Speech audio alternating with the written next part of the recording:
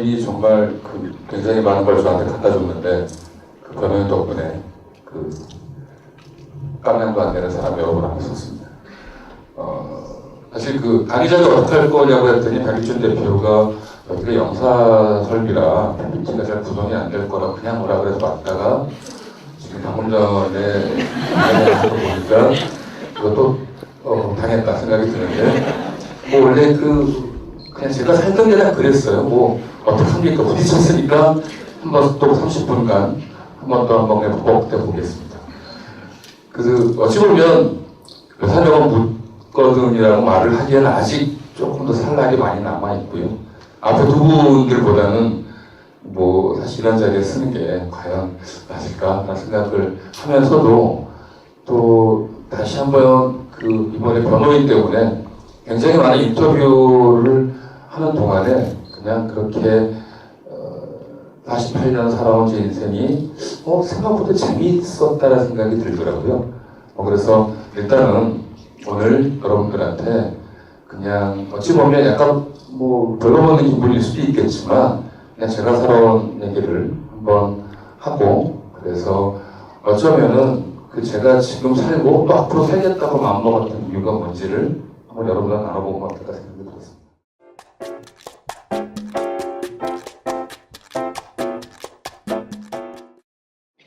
조금 죄송한 얘기일 수도 있는데요. 저는 꽤 어렸을 때 집안이 못 살진 않았던 것 같아요.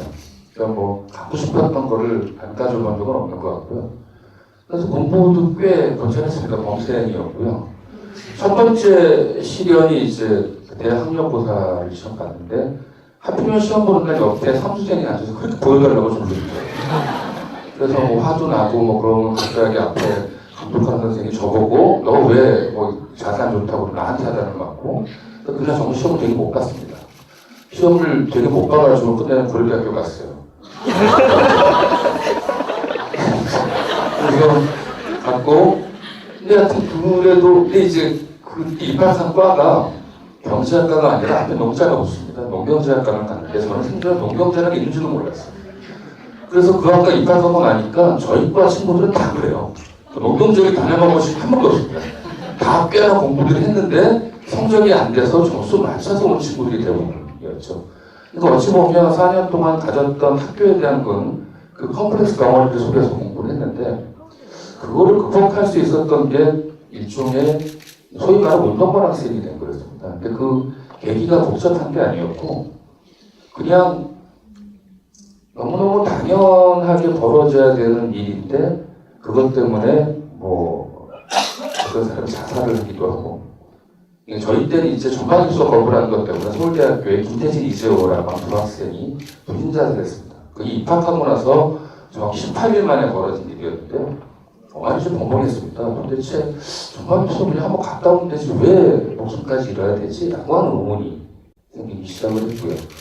굉장히 가까웠던 누나가 바로 앞에서 그냥 전경들한테 머리가 터지는 걸 보기 시작하고 그러면서 내가 알고 있었던 국가가 도대체 왜 저러지? 라고 하는 의문이 생기기 시작을 했고요. 그러면서 이제 조금씩 내가 그동안 너무 편하게 살았구나 라고 하는 걸 알게 됐었습니다.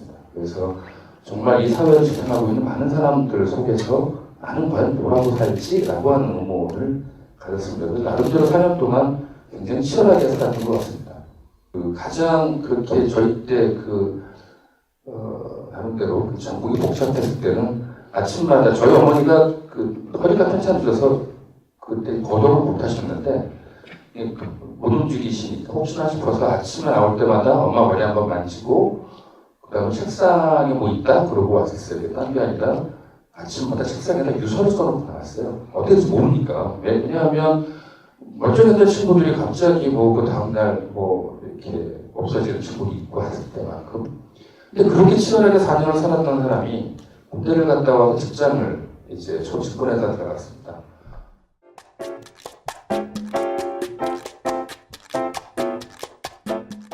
그래서 직군에서 경제무서라는 데 가서 열심히 결혼도 하고 돈을 버는데 돈이 잘 벌리더라고요.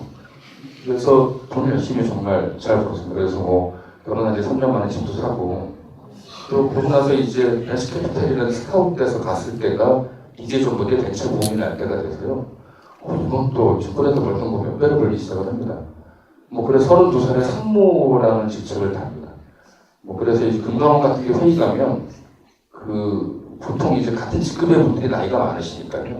저보고 무슨 미국 사람이냐고 그러고 도저히 국내에서 공부한 놈이 저렇게 될 수가 없다라고 생각하시고 이럴 만큼 그러니까 사실은 그렇게까지 성공이라고 하는 그러니까 제 동기들한테 그런 말을 처음 들어봤습니다. 근데 망각을 하고 살았던 거죠. 대학 4년 동안 그렇게 치열하게 봤던 것들 까맣게 잊어버리시고요.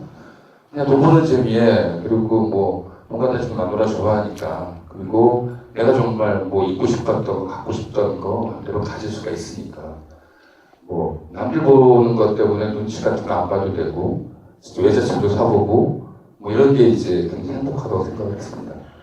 그럴 때 사실 영화를 만났습니다.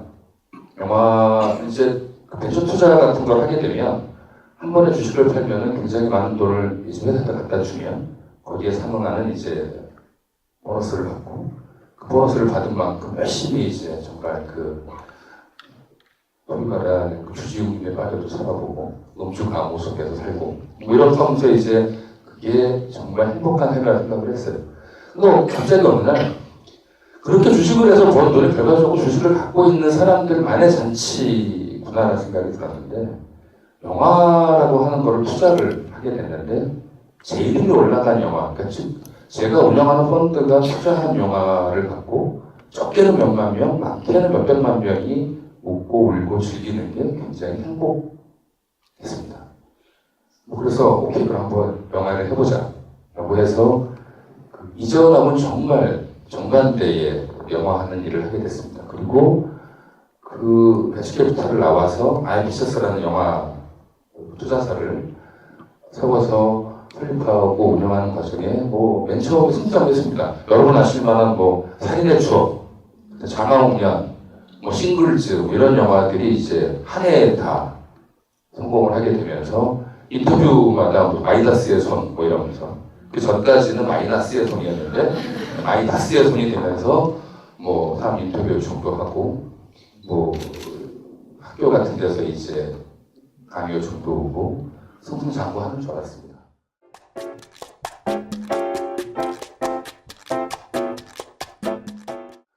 근데 이제 그 다음 해에 갑자기 제가 한때 펀드를 밀어줬던 그 회사가 경영난이 있게 되고 그쪽이 안 좋게 되고 하면서 갑자기 그리고 제가 투자했던 영화들이 또 한꺼번에 흥행에 실패하게 되면서 갑자기 제가 그렇게 굉장히 단단하게 쌓아왔다고 생각하는 게 한순간에 무너지더라고요. 갑자기 그 몇 번에 그러니까 저는 이미 제 것이 아니라고 생각했었던 예전의 경영 책임을 저한테 물으면서 갑자기 100억대의 가압류가 저희 회사에 꽂혔고요. 그 가압류가 들어오니까 정상적인 거래했던 사람들도 저한테 다시 가압류를 걸고 가압류 꼬리를 물기 시작하면서 강남에 아파트도 있었고 뭐 굉장히 돈도 많이 타고 제 동기 중에 떵떵거리다 생각했는데 그게 갑자기 순식간에 전부 다 날아가고 마이너스 30억 정도 되는 인생이 되고 있더라고요.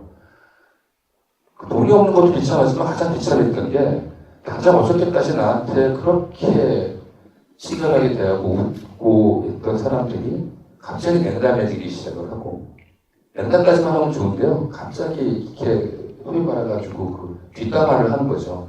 제 자신은 어땠대더라 뭐부터 시작해서 그런 모멸감이나 자괴감이 굉장히 힘들었습니다. 그래서 갑자기 이제 맨날 회사 가면 채권자들이 몰려와서 이제 악담을 쓰게 되고 아무리 생각해도 저는 제 탓 같지는 않거든요. 그런데 이제 어떡하지 하고 있는 차제에 한번 곰곰이 생각해보니까 잠깐만 아파트도 4명이가 아니고 내가 죽은 보험금도 있고 친구들 도와줄 거고 나요 이때 내가 딱 죽으면 마누라한테 최소한 20억 이상 줄 것 같다. 근데 나랑 같이 살면 알거지 다 되고 그러면 다음 달이면 저 집도 내줘야 되는데 죽자 하는 생각이 들더라고요. 그때 제 집이 백화점에 살았습니다. 그래서 내목터널을 통과하는데 내목터널 지나고 나면 저쪽에 언덕에서 분당에서 오는 차들이 이렇게 불빛이 쫙 보입니다. 사거리 파란불 받고 통과하다가 글루에 뛰어들어갔어요. 차를 몰고. 근데 사람이 보내주기 겁이 났나 봐요. 그 물이 딱 저렇게 그냥 계속 몰고 가는 게 중간에 차가 이제 차가 멈췄고요. 차가 멈추면서 저쪽에 오는 차들은 난리가 났거든요. 막 끼익 쓰고 정신을 차리고 보니까는 그 이렇게 차들하고 사람들에 둘러싸여 있는데 눈물이 그렇게 나더라고요. 근데 갑자기 이제 한참 때 경찰이 오고 경찰이 끝내는 문을 열게 해서 파출소에 갖다 놓더니 등치는 산만한 사람이 이제 눈물 콧물 벅게 있으니까 처음에 이제 그때 말을 뭐라고 묻는데 대답을 하기도 뭐하고 그러고 있는데 아주 마누라가 들어오더라고요. 참 우리나라 정보를 대단합니다. 마누라한테 진정을 알아서 마누라 손에 이끌려서 일단 집으로 갔는데 뭐 진짜 할 말이 없죠. 미안하기도 하지만 뭐 진짜 그게 제가 겪었던 마누라를 봤을 때 가장 그 참 형은 못할 감정이었어요. 뭐라고 말해요? 처음 마누라한테 다 주려고 그랬는데 이런 말도 못하겠고 처음에 마누라한테 실수라고 얘기했다가 서로 이제 말도 안 되는 먹겠다가 일주일 동안 잠을 못 잤어요. 자려고 누우면 그렇게 억울을 하더라고요. 천불이 속에서 나서 마누라가 사실은 굉장히 독실한 일도신자였는데 갑자기 손을 잡더니 같이 가재요. 어디 가냐 자기만 한 번만 들어달래요. 그래서 그냥 가자 그랬더니 아침에 새벽까지 차를 태우더라고요. 그래서 자기가 운전하고 이제 열심히 갔죠. 한참 갔는데 경남 하동이라는 데로 갔더라고요. 되게 멀리 가서 여기까지 오냐고 그랬더니 철철거렸는데 산길을 올라가서 굉장히 작은 산 사이에 갔습니다. 근데 스님이 이렇게 저를 보시더니 또 방에 이렇게 하시면서 가서 자라 그러시더라고요. 그래서 정말 가니까 대부분 산사방이라는 게 아무런 가구도 없고 그냥 이렇게 맨도배가 돼 있는 방은 굉장히 뜨뜻하고 요 하나 깔려있더라고요. 잠을 못 자서 그랬는데 그건 보면 어차피 핸드폰도 안 터지고요. 뭐 아무것도 없더라고요. 전기도 없고 그런 곳이어서 잠깐 누웠는데 정말 잠을 잤어요. 갑자기 스님이 깨우시더라고요. 그래서 이제 눈을 뜨니까 오후 5시인데 저녁을 먹으래요. 마누라니까 그냥 갔대요. 남편 여자를 만나. 저도 가겠다 그랬더니 스님이 지금 내려갈 수도 없고 내려가도 서울 갈 차가 없다고. 늦었으니까 한 번 자고 가라 그러시더라고요. 아침에 내려가 그러시더라고요. 통해서 계속 마누라 욕하면 불편하잖아요. 사실은 초보인데도 초보분들인데 밥은 맛있더라고요. 밥을 먹고 그러고 나서 이제 거기 산이니까 해가 금방 떨어지니까 예불을 나와야 되는데 당신 안 나와도 된다고 그냥 자라 그러시더라고요. 초반엔 그랬습니다. 잠이 올까라고 생각했는데 깜깜하고 뭐 촛불도 안 켜고 하니까 잠이 오더라고요. 그리고 그냥 어렴풋이 멀리서 목탁 소리 나는 것 같았고 가물가물 그러면서 한 10시간 정도 잠을 잔 겁니다. 아침에 이제 정말 웃음먹어 터질 것 같아서 깼어요. 그랬더니 아침밥을 갖다 죽을 주시더니 내려가라고 하시더라고요. 뭐 그래서 이제 다시 내려와서 집에 와서 이제 마누라한테 실컷 욕하고 버리고 갔다고 날이 없었는데 일주일 뒤에 자고 싶어서 갔어요. 그 꿀같이 자기가 너무 좋아서 그냥 자러 갔어요. 갔더니 이제 그게 인연이 돼서 지금까지 10년 동안 스님한테 매주 가서 하룻밤 자고 오는 일을 합니다.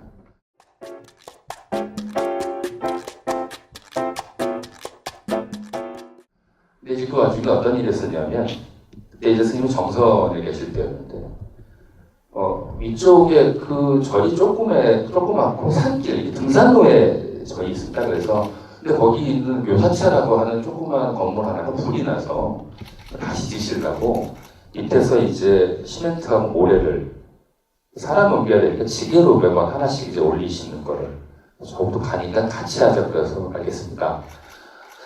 아까 말했지만 저 굉장히 곱게 자랐잖아요. 그런 걸 처음 해봤죠. 그러니까 지게질이라는 걸 처음 해봤습니다. 근데 지게에다가 시멘트 한 폭 올리고 40kg가 한 포더라고요. 꽤 묵직한데 가다가 중간에 한번 쉬고 잠깐 좀 쉬었다가 다시 올라가니까 할만하더라고요. 잤어요. 다음날 스님이 한 번 더 하자. 그래서 예 그러고 뭐 심히 내려갔습니다. 내려가는데 이번엔 모래 할 거다. 근데 모래도 똑같이 40kg씩 자루에 담았다라고 하셨어요. 네, 그거 멋있게 내려갔는데 모래를 딱 들고 이렇게 실어주시는데 물기가 딱 있는 거예요. 느낌이 아주 무거운데 라는 생각이 먼저 딱 머리에 와닿더라고요. 앞에 젊은 스님, 그 다음에 저 뒤에 저 이제 가르치실 스님이 이렇게 가는데 앞에 가시는 분이 유난히 천천히 걸으시는 것 같은 거예요. 좀 빨리 가지. 뭐 죽겠는데 좀 허리가 끊어질 것 같은데 중간에 어저께 한 번 쉬었잖아요. 거기까지만 가자. 이렇게 안 물고 갔는데 그 자리에 딱 왔는데 갑자기 뒤에 계신 스님이 야 그냥 가! 그러시는 거예요. 정말 그냥 가 소리 하자마자 제 입에 나온 첫 마디가 스님 쉬면 안 돼요. 그랬더니 그냥 가! 그럼 욕도 문자 하시더라고요. 그리고 정말 조금 그 다음에 한 몇 발짝 하고 오르막길에서 그냥 넘어졌어요. 그래서 스님 넘어오시더니 갈래 말래만 얘기해야 되시더라고요. 쉬었다 갈게 어떤 소리 하지 말고 갈래 말래. 너 맨날 그러고 살았잖아. 네가 쉬고 싶을 때 쉬었고 네 맘대로 살았잖아. 갈 거야 말 거야 그것만 얘기해 보시더라고요. 오기가 나더라고요. 앞에 같이 젊은이는 저보다 최고 잘하신 분이었거든요. 할게요. 오케이 가봐. 다시 해주셨어요. 끝까지 올라갔어요. 그랬더니 이제 마치 그 모든 걸 예견하신 것처럼 그 마당에 막 커다랗게 똥자리가 펴 있더라고요. 누워 그러시더라고요. 집 벗어놓고 누우니까 정말 이런 행복이 없는 거예요. 그런데 머리맡에 앉아서 스님이 그러시더라고요. 너 지금 세 가지 잘못했다. 그러시더라고요. 첫 번째, 네가 선입견에서 물이 묻은 것 때문에 그 물이 묻었다고 해서 그게 10kg가 되겠니? 20kg가 되겠니? 물 때문에 난 무거울 거라는 선입견을 가졌다. 그게 네가 할 수 있는 모든 것을 다 못하게 만든 첫 번째 이유다. 두 번째, 쉬지 말고 그냥 가. 그러면 사람이 포기할 줄도 알아야 된다. 그러니까 너한테 미련이라는 게 남았다는 거죠. 쉬었으면 되는데 쉬면 좋겠는데 라고 하는 생각이 다음 행보를 못 가게 만들었다. 그럼 세 번째, 가장 큰 실수인데 너는 너를 안 믿었다. 그거 잠깐 넘어져서 다시 매서 끝까지 올라올 수 있었다. 넌 처음부터 올라올 수 있었다. 인간에게 한계라고 하는 건 한 발자국 더 디디면 목숨이 끊어지는 그 순간까지 끌고 갔을 때가 한계다. 힘들어요 못 가겠어요는 관념적인 문제지 네가 할 수 있는 경우는 충분히 갈 수 있었던 거다. 너는 한 번도 너를 한계까지 끌고 본 적이 없는 놈이다. 라고 하시더라고요. 그 말 들으니까 서럽기도 하고 부끄럽기도 하고 눈물이 날 것도 같은데 안 나기도 하고 어떡하게 되시는 순간한테 말씀하신 게 너 봐라 새끼야. 젊은 놈이 일찍 사냥인데 뭐냐 하면서 이 맞고 울지도 못하잖아. 네 감정도 통제 못하고 네가 할 수 있는 것도 바라보지 못하는 놈이 무슨 너 망한 게 너무 당연하다 그러시는 거예요. 그러면서 망한 게 모든 게 다 네 탓이다라고 얘기를 하시는 거예요. 서울 올라온 길에 세상에 이제 생각이 들면서 눈물을 어찌나 흘렸는지요. 옆에 버스에 탄 사람이 그 산막이 울고 오니까 계속 쳐다보는데 쳐다보거나 말거나 서울은 정선 서울까지 오는 4시간 동안 내내 울었어요. 그게 이제 다시 일을 할 수 있는 첫 번째 계기였습니다. 채권자들한테 정말 미안하다고 얘기했습니다. 그 전까지 채권자들 맨날 싸웠던 게 내 탓이 아니었거든요. 왜 내가 잘못됐어? 라는 얘기를 했는데 미안하다라는 얘기를 하기 시작했고 정말 거짓말처럼 뭐 짠 것처럼 우리 보통 그 드라마에 나오잖아요. 나 안 받아도 돼. 이런 거요. 진짜로 그 많은 사람들이 그동안 당신이 한 번도 어만 쓰고 우리한테 거래비가 얼마인데 나는 안 받아도 돼. 나는 요거 꼭 필요해. 요거 뭐 요만큼만 주면 안 돼? 이런 식으로 해서 그 수십억의 빚이 정리가 되기 시작을 합니다. 그래가지고 아파트를 정리한 걸로 그 빚을 다 청산할 수가 있었어요. 그러니까 어찌 보면은 이제 다시 그 시점이 딱 되고 나니까 저희 마누라가 저한테 그러더라고요. 자기는 안 망했대요. 네가 망했는데 네 생각이 망해서 욕심이 망했어. 나는 그 돈 본 적도 없다. 당신이 잘 나갈 때도 나한테 돈 1,000만 원 안 갖다 줬고 네가 망했다 그래도 나한테 한 달 500원 갖다 주더라고요. 나는 변한 거 아무것도 없다. 라고 얘기를 하더라고요. 그게 잠깐만 내가 그럼 지금까지 뭘 쫓아왔지? 라는 생각을 또 한 번 주기 시작을 했습니다.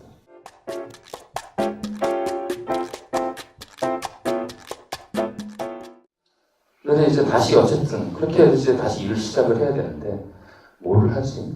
근데 제가 할 줄 아는 게 이미 영화 한다고 막 깜짝대는 동안에 굉장히 많은 네트워크를 저는 금융회사 할 때 네트워크를 다 이제는 잃어버렸고요. 영화는 좀 네트워크밖에 남아있지 않더라고요. 그래서 이제 택했던 게 돈 많은 친구를 꼬셔가지고 바른손이라는 회사를 인수를 했고요. 그래서 이제 그 껍데기밖에 안 남은 제 회사를 갖다 거기에 인수 합병을 시켜서 문구는 이제 맛이 났다. 그러니까 문구 회사가 이 브랜드가 좋으니 영화나 게임 같은 걸 하자. 라고 이제 설득을 해서 바른손에서 영화사업본부랑을 만들겠다고 대표를 맡아서 그 전까지 투자자였다 제작자로 돌아섰습니다. 그래서 만든 영화가 뭐 여러분 아실 만한 건 좋은 놈 나쁜 놈 이상한 놈 마더 같은 영화를 만들었습니다. 근데 또 그 영화를 만들고 나서 그러면 이제 승승장구 해야 되잖아요. 근데 또 갑자기 오너하고 또 갑자기 싸움이 났어요. 뭐 그래서 그 회사를 나오게 됐습니다. 나와서 이제 내 거 해야겠다 해서 이제 구멍가게를 차린 게 다시 유자제품입니다. 지금은 회사 차렸는데 나와서 다시 한번 돌아봤습니다. 뭐가 잘못된 거지? 왜 나는 그 회사가 이렇게 성공을 해줬고 성승장구 했는데 불구하고 왜 다시 갈등이 생겼을까라고 생각을 했습니다. 내가 쫓아왔던 게 과연 뭘까? 돈인가? 잠깐만, 돈은 그렇게 넉넉히 벌어본 적이 없어요. 그 시간 이후로 저는 제가 한 번도 까먹은 돈을 몇 번만 줬습니다. 그냥 갑자기 똑같아졌어요. 그랬더니 월급 전날 되면 정말 통장 내고 10만 원도 안 남고 다시 월급 받으면 이제 좀 먹고 싶은 거 더 먹고 좀 살다가 또 이렇게 되는 옛날에 우리 아버지가 저한테 보여줬던 월급쟁이 모습 그대로 다시 돌아왔어요. 그렇게밖에 안 사는 내가 무슨 큰 욕심을 냈나?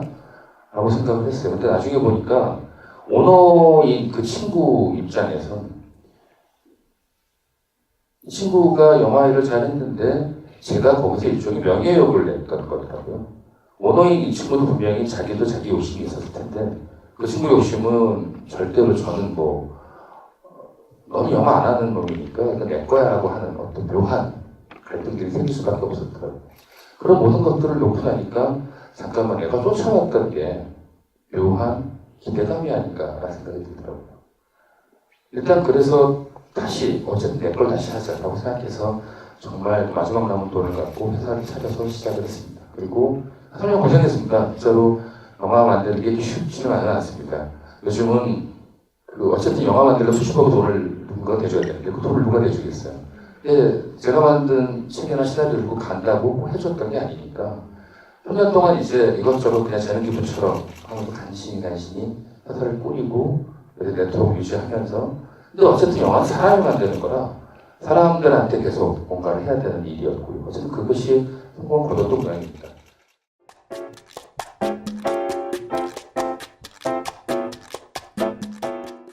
요동이라는 영화를 우연히 만났습니다. 근데 그게 만나게 된 계기가 참 되게 재밌는 게 양석이라는 친구가 10년 전에 만났던 후배였습니다. 이 친구가 갑자기 자기가 그 웹툰을 썼는데 웹툰이 되게 잘 나갔대요. 이게 그 웹툰 제목이 스틸레인이라는 거였는데 김정일 죽기 전에 김정일 사후를 예견해가지고 김정은이 정권을 잡아서 북한이 온건하고 강경파가 막 난리가 나서 그렇게 벌어지는 남북한의 통일에 대한 얘기였습니다. 그래서 그거를 8개월을 준비했습니다. 내용도 되게 좋았고요. 반응도 좋았고 열심히 봤습니다. 근데 정말로 갑자기 이제 본격적으로 수사사랑 논의하고 있는 중간에 김정일이 죽어버렸어요. 못하게 된 거죠. 우리나라에서는 그렇게 되면 이제 이거는 아이템 사장돼야 될 상황이 됐습니다. 난감하잖아요. 일단은 저야 제자서 그렇다고 치더라도 그 친구도 학번이 88학번이니까 나이가 많은 친구인데 어떡하나 하고 있던 차제에 이 친구가 야 없냐? 했더니 갑자기 변호인 얘기를 하는 거예요. 고 노무현 대통령 얘기인데 자기 생각 좀 빠를 것 같다. 조선 노무현 대통령 사후 10년쯤 돼야 해야 될까 아닐까 싶다라고 하면서 자기가 감독을 입봉을 한다면 세 번째 작품을 꼭 하고 싶던 거였습니다. 그러더라고요. 그래? 그래 놓고 하여튼가 저 형 한번 줘봐봐. 라고 말을 한 날이 사실은 저 목요일은 특강기가 됐습니다. 난 이제 대동제 이렇게 준비한다 그래서 그런 거예요. 그래서 끝나고 나서 이제 술자리를 후배들하고 했습니다. 저는 마음은 흉충 같은데 막상 후배들을 만나고 나니까는 제 학교 때로 돌이켜보니까 저희 학과장보다 제가 나이가 많더라고요. 사실은 뭔가 선후배라고 보기에는 끔찍한 나이더라고요. 그걸 이제 했었어야 되는데.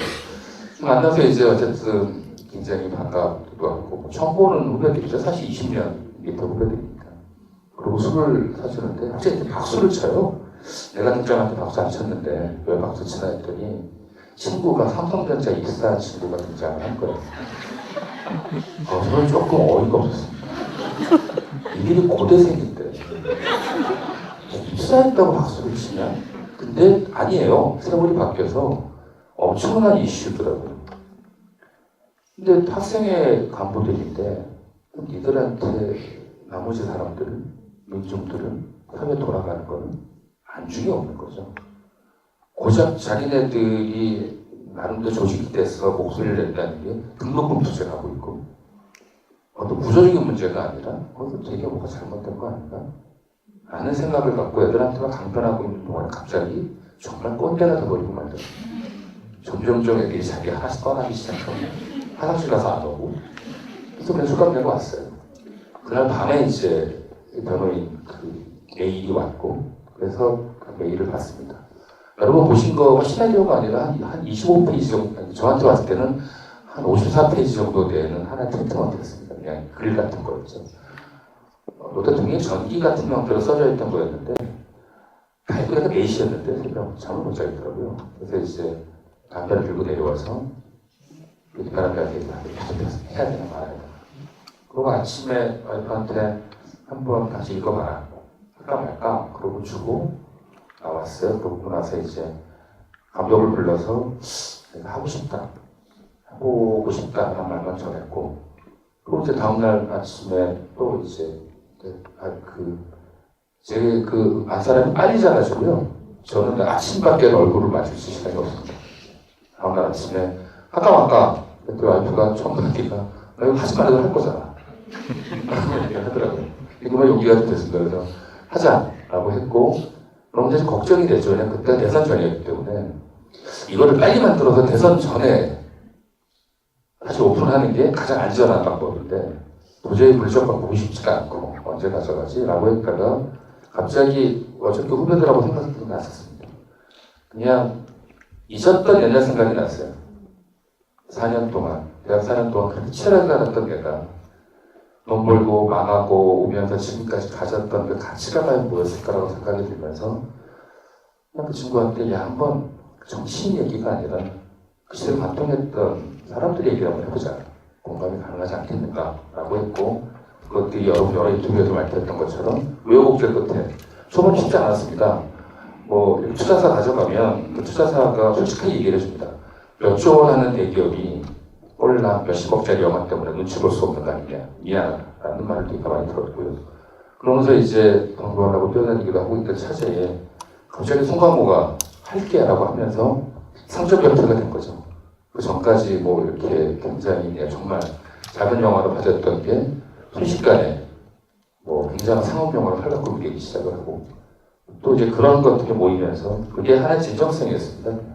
스태프들이 물론 저랑 예전부터 한가지던 스태프들이지만 어느 누구 하나도 영화를 하겠다고 들어와서 얼마 주세요라고 내고한 친구 한 번도 없었습니다. 일단 할게요. 라고 시작해서 일하다가 야 잠깐만 왜냐 예산서를 우리가 만들어줘야 되거든요. 야, 얼마 줘야 되냐? 그때 저 원조판 영화 얼마 받았어요. 이거 주시면 좋겠다 라고 얘기를 하더라고요. 그렇게 모여서 애들이 전부 모여가서 사실 4개월의 준비, 3개월의 촬영을 해서 7월 14일날 이제 그 촬영을 마쳤고요. 그 다음 후반 작업을 다시 4개월을 해서 이제 개봉을 앞뒀는데 개봉을 하기 시작을 하면서 이제 여러 논란이 휩싸이기 시작을 했습니다. 그때 주마등처럼 다 떠오르더라고요. 야, 이번에 영화가 잘못되면 나는 또 인생이 어디로 갈까? 그나마 버티고 왔는데 다시 영화 못하는 거 아니야? 혹시 정말 야 옛날처럼 나도 뭐 어디 끌려가는 거 아니야? 뭐 변함의 생각이 다 들기 시작을 하죠. 영화를 저는 사실 수십 번을 봤습니다. 뭐 거의 100번 가까이 봤겠죠. 근데 모르겠더라고요. 영화가 나쁘진 않은데 영화적으로 판단을 하면 굉장히 덜거덕거릴 때도 많고 활동도 많고 또 만들다 보니까 잠깐만 카메라 이렇게 하면 더 좋았는데 이런 욕심도 나고 그러니까 뭐 갈등이 되게 이거 과연 될까? 최소한도 400만 정도는 해야 본전은 하는데 본전할 수 있을까? 뭐 이런 뭐 생각이 막 이것저것 뇌리를 막 때리더라고요. 어떡하지라고 고민하고 있던 사제에 사실은 첫 번째 만났던 데가 제주도였습니다. 제주도 관객들을 처음 만나 뵀는데 앞에 계신 분들이 다 눈물 범벅이 되어 계신 거예요.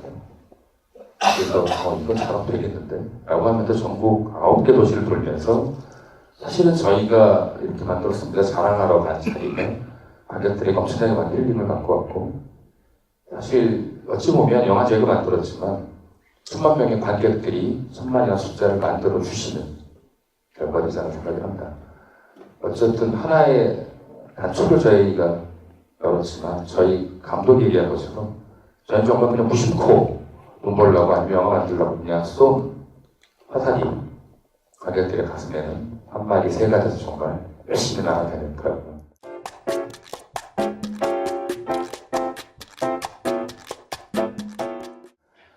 어쨌든 이 모든 결과를 갖고 오면서 왜 살지? 라는 얘기를 한번 다시 돌아보게 됐습니다.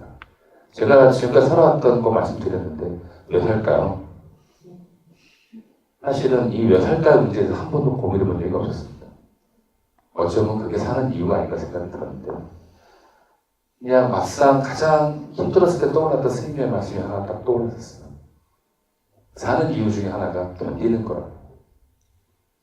사실 어찌 보면 인생은 고통이라고 얘기했는데 그 고통을 견디고 났을 때 얻게 되는 힘과 또 환희가 다음의 고통을 견디게 만들어주고 또 그 고통을 견디면서 한 발 한 발 성장해 나가는 게 인생이 아닌가 생각이 들죠. 그리고 어쩌면 그렇게 얻어지는 것들이 결과적으로 다시 내 삶도 살찌게 만들고 또 그것들을 나누면서 다시 한 발 한 발 사는 게 아닌가 싶고요. 저한테 이제 마지막 남은 꿈이 있다면 뭐 좋은 영화를 만들겠다. 솔직히 어떻게 변할 만큼 또 좋은 영화를 만들 수 있을까 생각이 듭니다. 어쨌든 이것들이 만들어 놓은 것들 갖고 많은 사람들하고 나눠서 조금 더 이제 제가 지금까지 살았던 거와는 다른 모습으로 살아보는 게 마지막 이제 꿈처럼 되고 있는데, 하여튼 여러분들한테 그냥 저한테도 왜 사려고 묻거든. 저는 견디는 즐거움 때문에 산다는 말씀 드리겠습니다. 감사합니다.